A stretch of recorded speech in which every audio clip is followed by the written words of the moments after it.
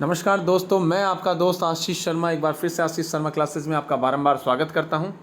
इस बार इस वीडियो में विमल डेस्क वर्क कक्षा 8 के लिए जो बोर्ड परीक्षा है उसके लिए practice set model practice paper 5 विषय संस्कृत के लिए कक्षा 8 के लिए मैं लेकर आपके सामने हाजिर हुआ हूं। मैं वीडियो स्टार्ट करने से पहले आपको बता देना चाहता हूं, अगर आप इस चैनल पर नए हैं तो चैनल को सब्सक्राइब कीजिए, बेल आइकन को दबाएं ताकि आने वाला जो लेटेस्ट वीडियो है वो आप तक तुरंत पहुंच जाए।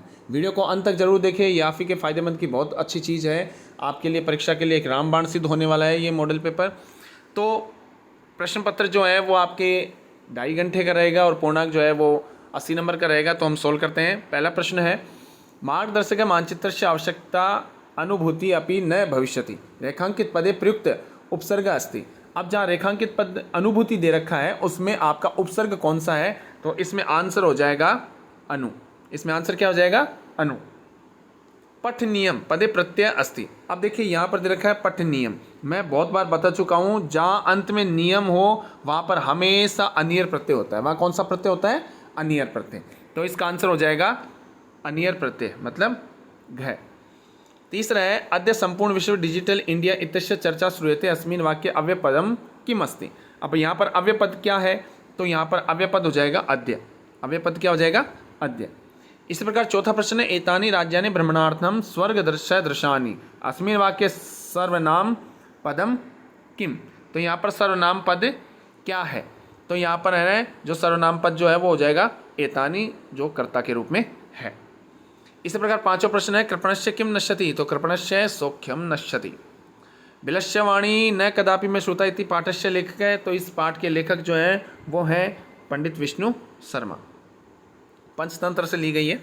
सातवां प्रश्न है कि चंचल के आसी, चंचल कौन था। तो चंचल जो है वो एक शिकारी था, एक व्याध था। स्वकीय साधनम अस्ति। तो स्वकीय साधनम बलम अस्ति। ठीक है, आगे हम देखते हैं। आगे नवा प्रश्न है। नवा प्रश्न देखते हैं।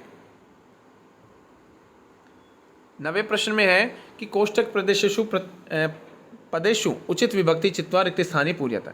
अब देखिए, बालक है खालिस्तान सर्पात विभेति। अब इसमें सर्पात है विभेति, जहाँ भयवाचक शब्द होते हैं वहाँ पे पंचमी विभक्ति होती है, तो यहाँ पर सर्पात हो जाएगा। इसी प्रकार जना खालिस्तान परितय भ्रमंती, अभितय परितय समय निक्षा ये जो आते हैं वो द्वितीय विभक्ति के सूचक होते हैं, तो यहाँ पे मंदिरम हो जाएगा। इसी प्रकार 10वां प्रश्न है कि संधि विच्छेद या संधि युक्तम च कुरुत है। पर प्लस उपकार है, पर धन उपकार है, तो इसका हो जाएगा परोपकार। इसका क्या हो जाएगा?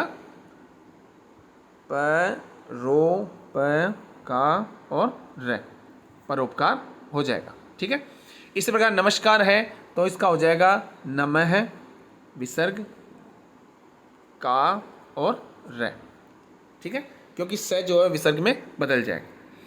इसी प्रकार देखते हैं आगे, विशेष्य विशेषण का है, तो इसमें जो है विशेष्य विशेषण का जो है वो राज्यानि से इमानी मिल जाएगा, शिल्पिभ्य से एतादृश्य मिल जाएगा, और वानर से क्रुधे मिल जाएगा, भगिन्य से सप्त मिल जाएगा।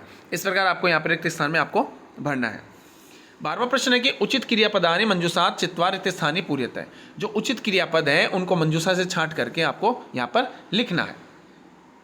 अब देखते हैं कि जैसे है खालिस्तान शाह ज्योतिबा फूले महोदयन प्रणेता, तो 9 वर्ष देशिया, 19 वर्ष की जो है उस उम्र में उनकी जो है वो शादी हो गई थी। इसी प्रकार सामाजिक कुरीतिनाम सावित्री मुखरम विरोधम अकरोत। सामाजिक जो कुरीतियाँ थीं उनका प्रत्यक्ष रूप से सावित्रीबाई ने जो है वो विरोध किया। अस्मात् खालिस्तान नास्ति जाति बंधनम, जल ग्रहण में किसी प्रकार का कोई जाति बंधन नहीं है। साहित्य रचनाएं अपि सावित्री मय्यते। इस प्रकार इसका आंसर हो जाएगा। 13वां प्रश्न है कि आश्रित कश्चित चंचलो। अब यहाँ पे 2 पद दिए हैं, ध्यान रखिएगा। यहाँ पर कितने पद दिए हैं? 2 पद दिए हैं, कश्चित और चंचल। अब यहाँ पे पूछ रहा है विशेषण और विशेष्य। मैं आपको फिर से बता देता हूँ, जो शुरू में है वो विशेषण, जो बाद में है वो विशेष्य। अब इन दोनों पदों में आप देखिए कि शुरू में कौन सा है, तो शुरू में कौन सा है? कश्चित। तो कश्चित क्या हो गया? विशेषण। और चंचल क्या हो गया? विशेष्य। ठीक है, तो इस प्रकार अपन अनुमान लगा सकते हैं। यहाँ पर देखिए, विशेष्य विशेषण जो है वो कश्चित हो गया और विशेष्य क्या हो गया? चंचल हो गया। अगला 14 है कि रेखांकित पदानि आदृत्य प्रश्न निर्माण कुरुत है। अत्र नदीनाम जलम पीयूष तुल्य अस्ति। अब नदी नाम है तो यहाँ पे हो जाएगा काशाम, षष्ठी विभक्ति का बहुवचन। इस प्रकार नृणाम संभवे माता पितरों क्लेश सहते, तो माता पितरों के मतलब कौ। इसी प्रकार 15 प्रश्न है, कोष्टक दत्तानि शब्देषु संज्ञा पदानि चत्वारि इति स्थाने पूर्यतः। अब यहाँ पे ग्रीष्म अवकाश से पितु गृहम आगच्छति, गर्मियों की छुट्टियों में पिता के घर पर कौन आती है, तो यहाँ पर आती है शालिनी।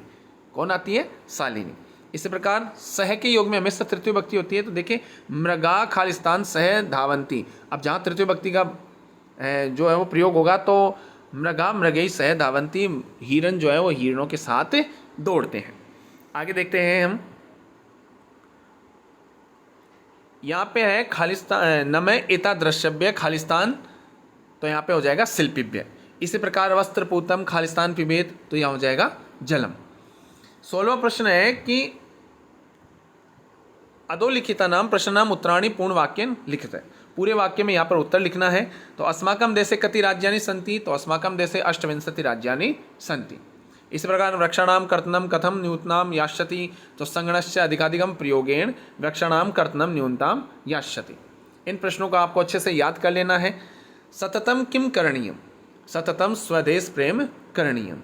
देखिए आप जो है वो कई बच्चे संजीव की डेस्क वर्क से प्रैक्टिस करे होंगे, कई बच्चे विमल डेस्क वर्क से प्रैक्टिस करे होंगे। मैं आपको यकीन दिलाता हूँ कि संजीव डेस्क वर्क के भी जो मॉडल पेपर हैं वो हिंदी और संस्कृत, वो दोनों के मैं आपको करवाने वाला हूँ। तो आपको जो भी वीडियो है मैं डालता हूँ उन वीडियो को अंत तक जरूर देखना है, ताकि आपकी बोर्ड परीक्षा में जो है वो अच्छे अंक प्राप्त हो सकें। अगला है सर्वदा केशाम प्रियम कुर्यात, सर्वदा मातु पितु आश्चर्यस्य च प्रियम कुर्यात। इस प्रकार 17वां प्रश्न है कि अधोलिखितानाम प्रश्नाम उत्तराणी एक पदेन लिखता है। तड़ागा कुत्र निर्मयन्ते, इसमें तो इसमें हो जाएगा संपूर्ण देश में, मतलब संपूर्ण देश है। इसी प्रकार ख है अहम वसुंधराम किम मन्ये, मैं पृथ्वी को क्या मानता हूँ, तो कुटुंबकम परिवार मानता हूँ। तीसरा है सूर्य कश्याम दिशाएं उदयति, सूर्य किस दिशा में उगता है, तो उदय होता है तो ये पूर्वश्याम मतलब पूर्व दिशा में। का स्व दृढ़ निश्चयात न विचलती, कौन जो है वो अपने दृढ़ निश्चय से विचलित नहीं हुई थी, तो सावित्रीबाई फूले। 18वां प्रश्न है जो आपको अपने मन से करना है। यहाँ पर मैं आपको पूर्व में मॉडल पेपरों में बता चुका हूँ, श्लोक जो है वो आपको कम से कम 4 श्लोक याद करने हैं। मैं आपको फिर से बता देता हूँ, बार बार हर एक मॉडल पेपर में मैं यही बात बता रहा हूँ कि आपको कम से कम 4 जो है वो श्लोक याद करने हैं। आगे देखते हैं हम। 19वां प्रश्न है स्तंभ क को स्तंभ ख से मिलाने का। तो स्तंभ क को स्तंभ ख से मिलाते हैं, तो देखिए विहाय पौरुषम यो ही, तो देवम अवलंबित है। अगला है चिंतनीया ही विपदाम, तो आदावेव प्रतिक्रिया। इसी प्रकार धन्या महिरुहा येषाम विमुखम यान्ति न अर्थिन। अगला है मूर्धिन तिष्ठन्ति, तो वायशा। ठीक है, इस प्रकार आपको इन स्थानों पर आपको भर देना है। अब 20वां प्रश्न आपके आता है कि चित्र देख करके इन मंजूषा की सहायता से आपको वाक्य पूरा करना है। ठीक है, एक तो है सिंह, जंतुशाला, उष्ट्रगिर्व और पंजरे। उष्ट्रगिर्व जो है वो यहाँ पर जिराव है, मतलब इसका मतलब होता है ऊंट की ग्रीवा के समान वाला जो जानवर है वो है जिराफ। ठीक है, जैसा कि आप यहाँ पर देख पा रहे हैं, शेर है और यहाँ पे जो है वो एक जंतुशाला है, हाथी है, पिंजरा है। ठीक है, तो हम इसमें आगे देखते हैं कि क्या कहना चाह रहे हैं। अस्मिन् चित्रे जंतुशाला विचलति, अत्र द्वौ उष्ट्रगिरवौ दृश्यते, चित्रे एकः सिंहः अस्ति, अन्य अस्मिन् पंजरे व्याघ्र भ्रमति। दूसरे पिंजरे में जो है वो जो व्याघ्र एक है, सियार है, वो बंधा हुआ है। आगे देखते हैं हम। अब ये देखिए अथवा में है और ये मंजूषा जो है वो मंजूषा की सहायता से आपको जो है वो भरना होता है। ये आप जो है एक तरह से एक बार आप श्रम करके देखें, श्रम करेंगे तो बहुत ही अच्छी प्रैक्टिस होगी। मैंने इसको जानबूझ के यहाँ पर हल नहीं किया है और आप हमें कमेंट करके बताएं कि आपने इसको पूरी तरह से सोल्व किया या नहीं। आगे 21वां प्रश्न हम देखते हैं। अधोलिखिता नाम वाक्य नाम घटनाक्रम अनुसारण क्रम संयोजनम कुरु। तो इसको घटनाक्रम के हिसाब से मैंने नंबर लगा दिए हैं, मैंने यहाँ पे लिखा नहीं है नंबर। नहीं देखिए, पहले पे है शालिनी ग्रीष्म कवश्य पितु गृहम आगच्छति, पहले नंबर पे जो है वो ये वाला वाक्य आ जाएगा। दूसरे नंबर पे आ जाएगा तत्र तस्यात् स्वगतम सर्वे जना कुर्वन्ति।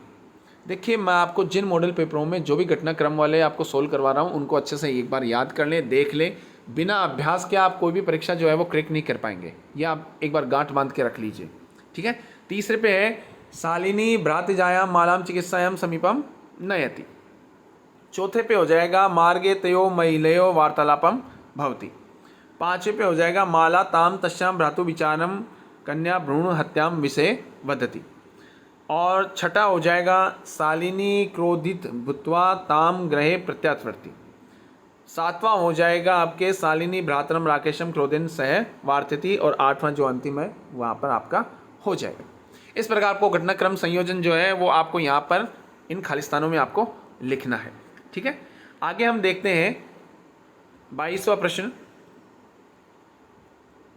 इस 22वें प्रश्न में आपको देखना है कि अधोलिखित द्वय श्लोकों भावार्थ हिंदी भाषा में लिखत। देखिए मैं आपको फिर से बता देता हूँ, 22वें प्रश्न में आपको 3 श्लोक देगा। इन तीनों श्लोकों में से आपको 2 जो आपको अच्छे लगे या जिन श्लोकों का आप हिंदी भावार्थ आप अच्छे से कर पाएँ, उन 2 श्लोकों का हिंदी भावार्थ आपको यहाँ पर लिखना होता है। तो देखिए मैंने तीनों श्लोकों का हिंदी भावार्थ यहाँ पर लिखा है। पहला ही प्रश्न है, पहला ही जो है कै वो सुभाषितानी पहले ही पाठ से लिया गया है। साहित्य संगति कलाविहीन साक्षात पशुपुच्छ विचारणहीन तृणम न खादन अपि जीवमान तद भाग्यदेयम परम पशुनाम। कह रहा है साहित्य संगीत और कला से रहित व्यक्ति साक्षात बिना पूंछ और सींग के वाला जो है पशु के समान होता है। तृणम न खादन अपि, वह घास न खाते हुए भी जीवमान जीवित है। तद भाग्यदेयम परम पशुनाम, ये उन पशुओं का परम सौभाग्य है। ख है सुपूर्ण सदैव मास्ति खाद्यान्न भांड, खाद्यान्न भांडम। खाद्यान्न भांड का मतलब होता है जो अनाज के पात्र हैं, और भांड का मतलब होता है जो पात्र होते हैं वो परिपूर्ण भरे हुए हैं। सुपूर्णम भरे हुए हैं, सदैवास्ति जहाँ पर अनाज या खाने योग्य अन्न के पात्र जो है हमेशा परिपूर्ण रहते हैं या भरे रहते हैं। नदीनाम जलम यत्र पीयूषम तुल्यम, जिस भूमि पर नदियों का, पीयूष का मतलब होता है अमृत, पीयूष का मतलब क्या होता है अमृत, तुल्य का मतलब होता है उसके समान। जहाँ जिस भूमि पर नदियों का जो जल है वो अमृत के समान प्रवाहित होता है। इदम स्वर्णवद भाति सस्यैर ध्येयम, यह भूमि पके हुए, सस्यैर ध्येयम का मतलब होता है पका हुआ अनाज। ठीक है, तो पके हुए अनाज से स्वर्ण के समान लग रही है। शितोराजते भारत स्वर्ण में, इस पृथ्वी पर जो है वो भारत देश से सोने के समान विराजमान है। इसी प्रकार जो है गय है चल चल पुरतो निदे ही चरणम सदैव पुरतो निदे ही चरणम गिरि शिखरे ननु निज निकेतनम विनेवयानम नगारोहणम बलम स्वेक्यम भवती साधनम सदैव पुरतो निदे ही चरणम। कह रहा है निरंतर तुम अपने कदम आगे बढ़ाते चलो, सदैव पुरतो निदे ही चरणम, हमेशा ही अपने कदम आगे बढ़ाते चलो। गिरि शिखरे, गिरि शिखर का मतलब होता है पर्वत की चोटी पर, पर्वत की चोटी पर। ननु का मतलब होता है निश्चित रूप से, निज निकेतन का मतलब होता है अपना मकान या अपना घर हो। कह रहा है कि पर्वत की चोटी पर निश्चित रूप से अपना घर हो। विनेवयानम नगारोहणम, नगारोहण का मतलब होता है पर्वत की चोटी पर चढ़ना, आरोहण का मतलब होता है चढ़ना, यान का मतलब होता है साधन। विनेवयानम नगारोहण, बिना किसी साधन की पर्वत की चोटी पर चढ़ना है। बलम स्वक्यम, बल का मतलब होता है ताकत, शक्ति या पावर। ठीक है, तो ये कह रहा है शक्ति स्वयं का साधन होती है, शक्ति स्वयं का साधन होती है। सदैव पुरतो निदे ही चरणम, हमेशा अपने कदम को जो है वो आगे बढ़ाते चलो।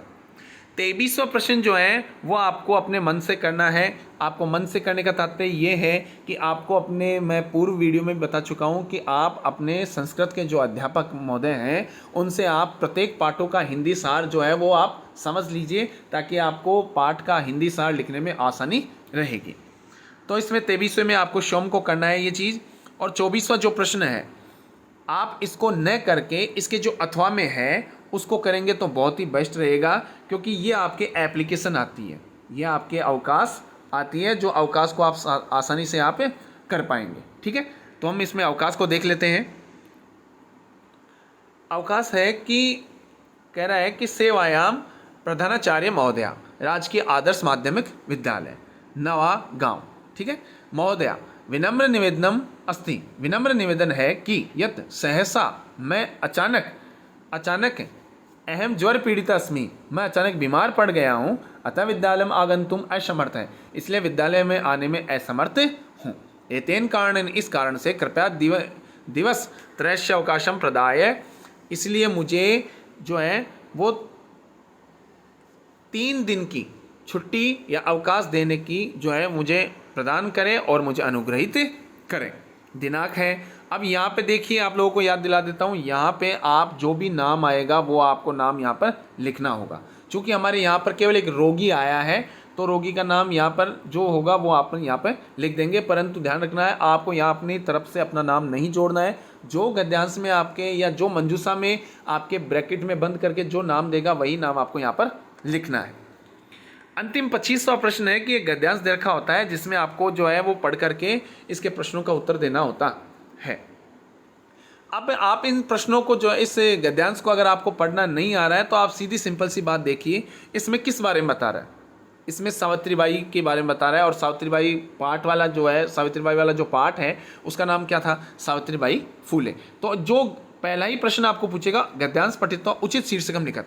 जो जिस पाठ के बारे में यहाँ पे इस गद्यांश में जो भी लाइनें दे रखी हैं, इनमें जो भी बात बता रहा है वो यहाँ पर आपको शीर्षक लिख देना है। चूंकि यहाँ पर सावित्रीबाई फूले के बारे में बता रहा है तो यहाँ पर हम शीर्षक लिख देंगे सावित्रीबाई फूले।